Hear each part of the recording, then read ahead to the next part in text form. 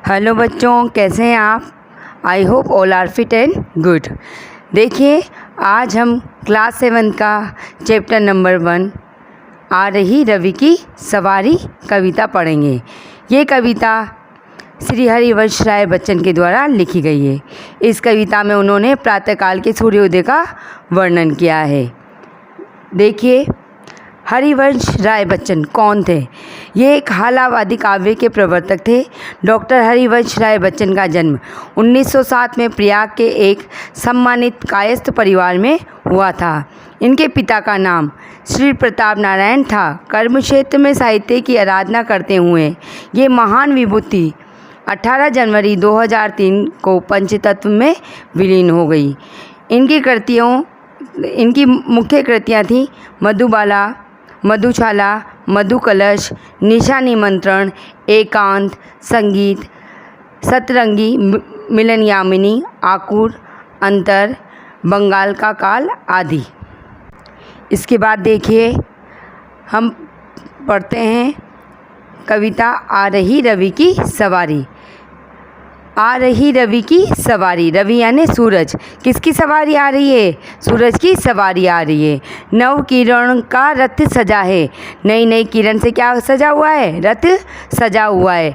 कली कुसुम से पत सजा है। कली यानी आधा खिला हुआ फूल, कुसुम यानी पुष्प, पथ यानी रास्ता।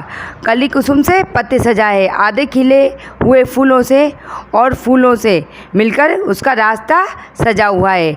बादलों से अनुचरों ने स्वर्ण की पोशाक धारी। अनुचर यानी सेवक, नौकर। उन्होंने क्या कर रखी है? बादल जो अनुचर हैं उसके सेवक हैं, उन्होंने क्या कर रखा है? स्वर्ण रूपी पोशाक को धारण कर रखा है। आ रही रवि की सवारी। इसके बाद देखिए, विहग बंदी और चारण गा रहे हैं कीर्ति गायन।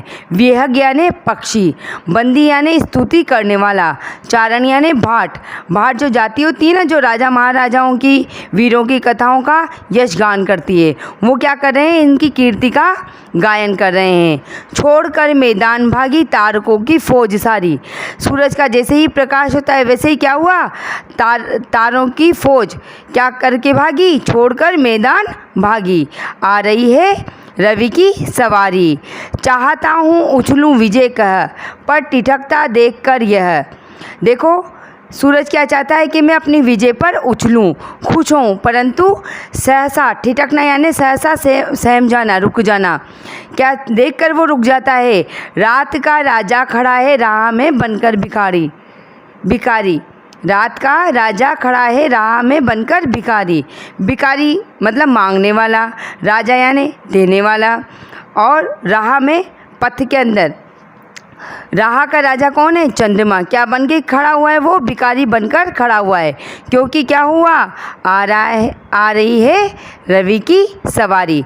देखिए बच्चों, यहाँ पर क्या है, इस कविता के माध्यम से ये बताना चाह रहे हैं कि जब व्यक्ति आगे बढ़ता है, उसके मार्ग में किसी भी तरह की कोई भी बाधा आती है, तो वो जब निरंतर आगे बढ़ता रहता है तो वो बाधा अपने आप से ही समाप्त हो जाती है, दूर चली जाती है।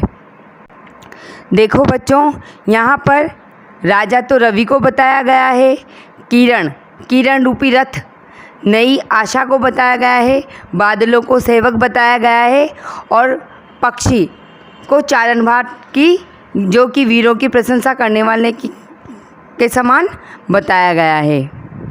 बच्चों, उम्मीद करती हूँ कि आपको ये कविता आ रही रवि की सवारी समझ में आई होगी। एक बार इसे पढ़ें और समझने का प्रयास करें। थैंक यू, धन्यवाद।